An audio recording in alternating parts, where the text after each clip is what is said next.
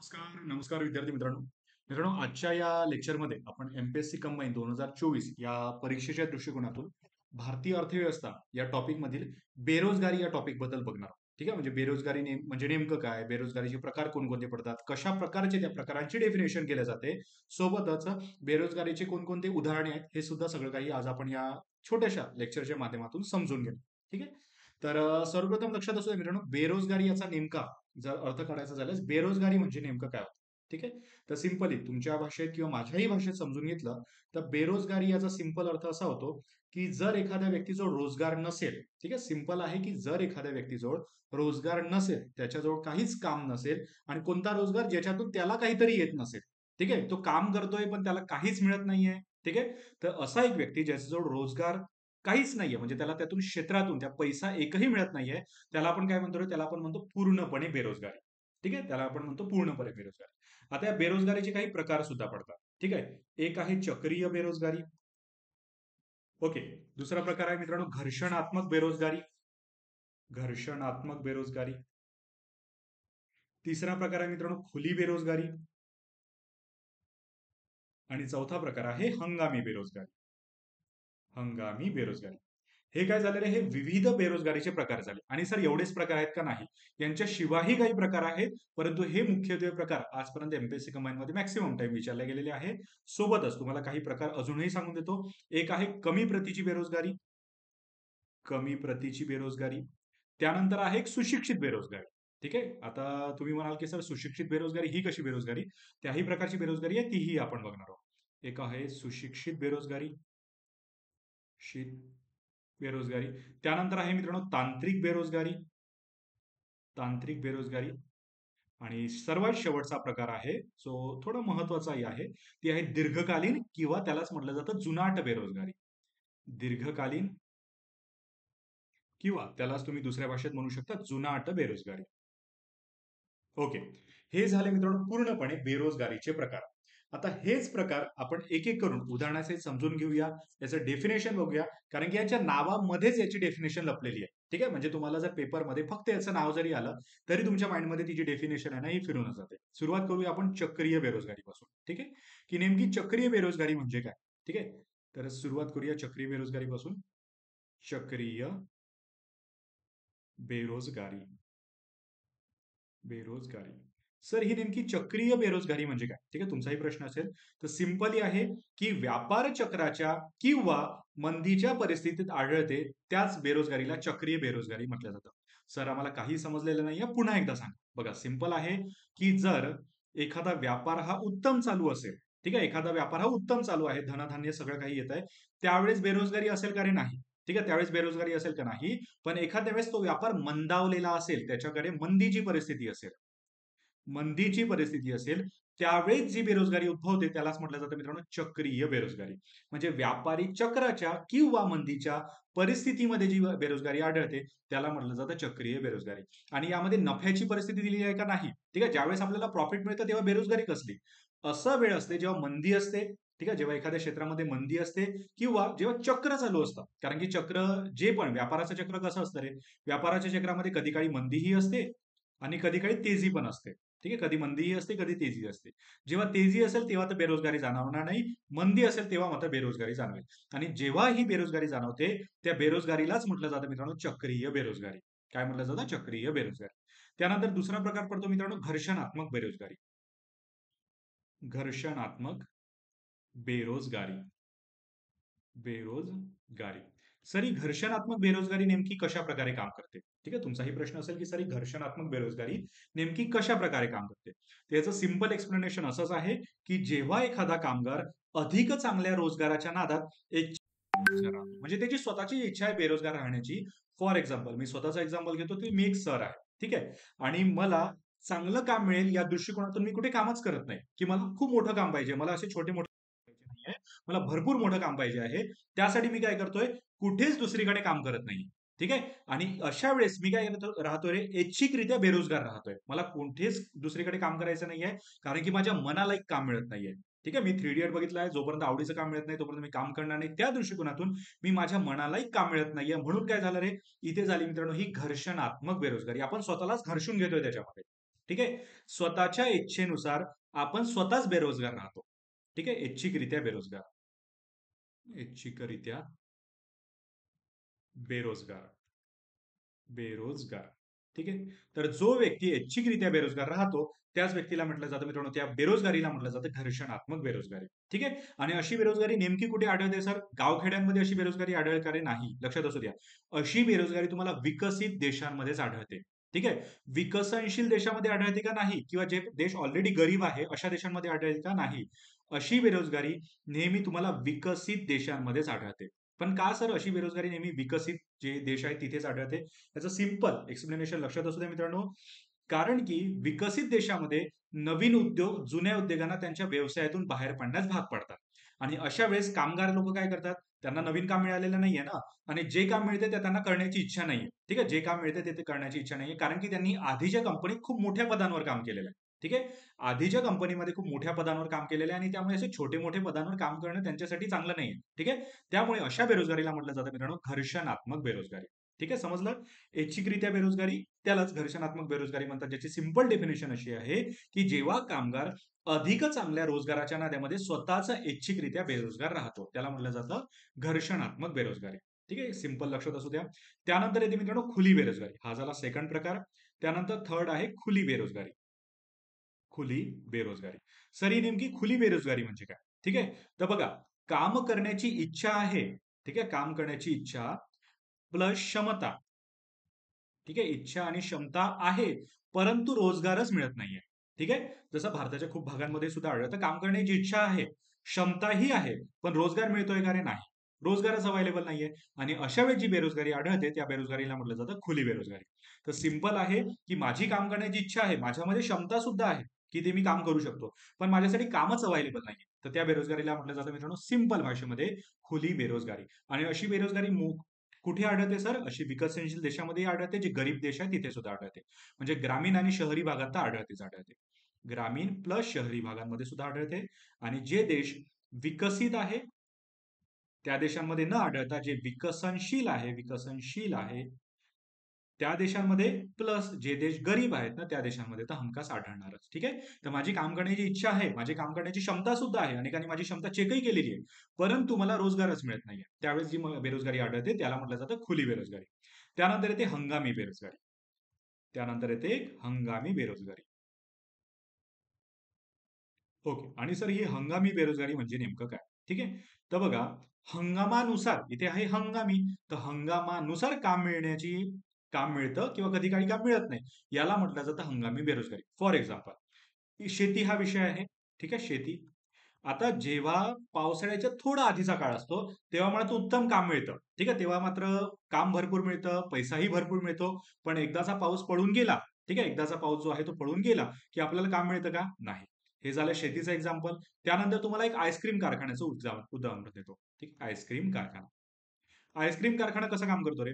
उन्हाळ्यात हा कारखाना मोठ्या प्रमाणात चालतो. उन्हाळ्यात त्याची तेजी असते. परंतु जेव्हा हिवाळा येतो, पावसाळा येतो, तेव्हा आईस्क्रीम कारखाने चालतात का? नाही. ठीक आहे. तेव्हा आईस्क्रीम कारखाने थंडे पडतात. ठीक आहे. त्यामुळे आईस्क्रीम कारखाना एक परफेक्ट एक्झाम्पल आहे मित्रांनो हंगामी बेरोजगारीचं. म्हणजे हंगामानुसार जी बेरोजगारी निर्माण होते ना, यालाच म्हटलं जातं हंगामी बेरोजगारी. जसं पर्यटन क्षेत्र, एक थर्ड एक्झाम्पल, एक फॉर एक्झाम्पल घेऊन घ्या, पर्यटन क्षेत्र. पर्यटन क्षेत्र. आता जे पर्यटन क्षेत्र आहे, सपोज सिंहगडावर हिवाळा किंवा पावसाळ्यात गर्दी असते. सिंहगडावर भरपूर गर्दी असते हिवाळा किंवा पावसाळ्यात. पण ती उन्हाळ्यात गर्दी असते का रे? नाही. उन्हाळ्यात तिथे कोणी जातच नाही. सिंहगडावर हिवाळा आणि पावसाळ्यात भयानक गर्दी आढळते, कारण की सर्व काही हिरवगार असतं, पाहण्यालाही मजा येते. परंतु उन्हाळ्यात मात्र तिथे फारशी गर्दी नसते. असं नाही की कोणी जातच नाही. हौशी आताही जातात. परंतु उन्हाळ्यामध्ये ते फारशी गर्दी नसते, म्हणून अशा बेरोजगारीला म्हटलं जातं हंगामी बेरोजगारी, जी आपल्याला हंगामानुसार आढळते. ओके. त्यानंतर आहे मित्रांनो कमी प्रतीची बेरोजगारी. कमी प्रतीची बेरोजगारी. सर ही कमी प्रतीची बेरोजगारी म्हणजे नेमकं काय? ठीक आहे. सिंपल आहे कमी प्रतीची बेरोजगारी. याचा नेमका अर्थ काय? सिंपल तुम्हाला सांगतो, की सपोज माझं इंजिनिअरिंग झालेलं आहे. ठीक आहे. माझं एक इंजिनिअरिंग झालेलं आहे, आणि अशा वेळेस मी कुठे काम करायला पाहिजे? अशा वेळी मी ॲज अ इंजिनिअर म्हणून मोठ्या कंपन्यांमध्ये काम करायला पाहिजे. पण सपोज मी काम करतो एखाद्या क्लर्कच्या लेव्हलवर. ठीक आहे. मी काम करतोय क्लर्कच्या लेव्हलवर, म्हणजे मी शिक्षण केलं इंजिनिअरिंग मधून. माझं शिक्षण झालेलं आहे टॉपच्या इंजिनिअरिंग कॉलेजेसमधून, परंतु मी काम कुठे करतोय? मी क्लर्कची नोकरी जी आहे ती करतोय. अशा बेरोजगारीला म्हटलं जातं मित्रांनो कमी प्रतीची बेरोजगारी. म्हणजे मला शिक्षण चांगलं मिळालेलं आहे, त्यामुळे मला उच्च नोकरी करायला पाहिजे, परंतु मी काही परिस्थितींमुळे काय करतोय? क्लार्कची नोकरी किंवा कमी प्रतीच्या ज्या नोकऱ्या ज्या आहेत ना त्या करतोय. त्यांना म्हटलं जातं मित्रांनो कमी प्रतीची बेरोजगारी. त्याच्यानंतर येतं सुशिक्षित बेरोजगारी. सुशिक्षित बेरोजगारी. सर आता ही नेमकी सुशिक्षित बेरोजगारी म्हणजे काय? सिंपल एक्झाम्पल आहे, सुशिक्षित लोक कमी प्रतीच्या किंवा खुल्या बाजारात बळी पडतात, त्याला म्हटलं जातं सुशिक्षित बेरोजगारी. फॉर एक्झाम्पल, मी एक इंजिनियर आहे, ठीक आहे, मी एक इंजिनियर आहे, परंतु माझ्या देशामध्ये, माझा देश गरीब आहे आणि माझ्या देशामध्ये मला नोकऱ्यांसाठी संधीच नाहीये. त्याच्यामुळे काय होईल, माझं जे शिक्षण आहे ना ते वाया जातंय. ठीक आहे, मी आहे उच्च शिक्षित, पण माझं शिक्षण कसं जातंय? पूर्णपणे वाया जात आहे. तर सुशिक्षित लोक कमी प्रतीच्या किंवा खुल्या बेरोजगारीला बळी पडतात. आता खुली बेरोजगारी मगाशी मी तुम्हाला सांगितलं होतं, की इच्छा आणि क्षमता तर आहे, परंतु मला काम मिळत नाहीये. तर अशा वेळेस सुशिक्षित लोक हे बेरोजगारच राहतात.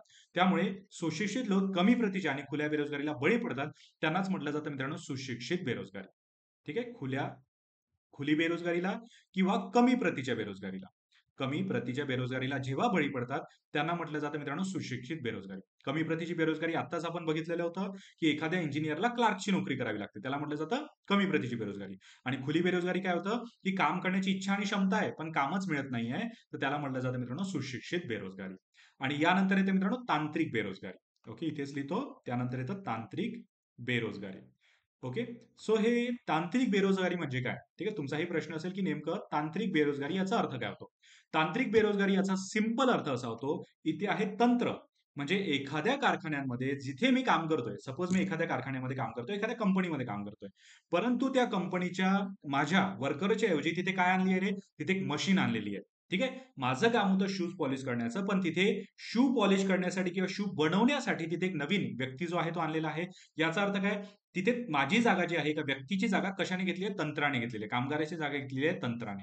म्हणून उत्पादन प्रक्रियेत सुधारित तंत्रज्ञानाचा वापर वाढल्याने तांत्रिक बेरोजगारी जी आहे ती निर्माण होते. तिथे काय वापरलेलं आहे? तिथे तंत्र वापरलेलं आहे. तंत्र वापरलेलं आहे किंवा तिथे मशीन्स वापरलेले आहेत. आणि मशीन वापरल्यामुळे मला तर कामावरून काढून टाकलं ना, तिथे तांत्रिक किंवा मशीन्स वापरल्यामुळे. आणि अशा वेळेस मला कामावरून काढलं, तर माझ्यावर पैसा येतोय का नाही? म्हणजे मी झालो बेरोजगार.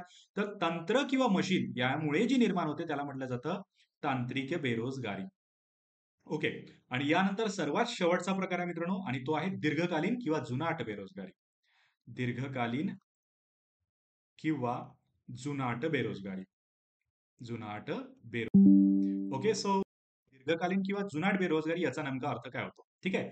याचा सिंपल अर्थ असा होतो, इथे आहे दीर्घकालीन, ठीक आहे, किंवा जुने.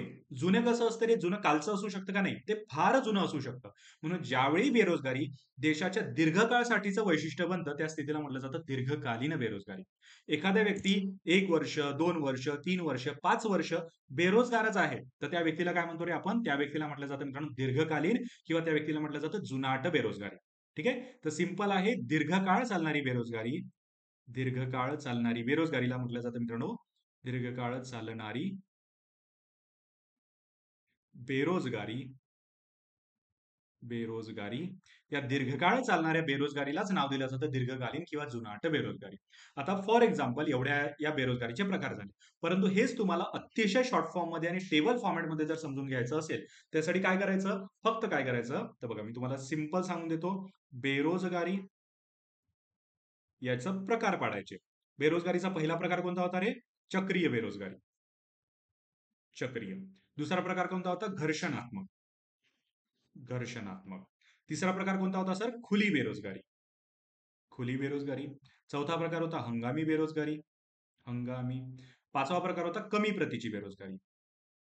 कमी प्रतीची बेरोजगारी. सहावा प्रकार होता सुशिक्षित बेरोजगारी.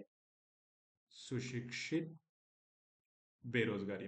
सातवा प्रकार होता मित्रांनो तांत्रिक बेरोजगारी. आणि आठवा प्रकार होता दीर्घकालीन बेरोजगारी. दीर्घकालीन. ओके. हे झाले मित्रांनो बेरोजगारीचे सिंपल प्रकार आणि याच्या फक्त अर्थावरून तुम्ही याच्या डेफिनेशन्स किंवा त्याच्या संबंधीचे एक्झाम्पल्स आहेत ना इझिली बनवू शकता. बघा, चक्रीय बेरोजगारी. चक्रीय बेरोजगारी म्हणजे काय रे?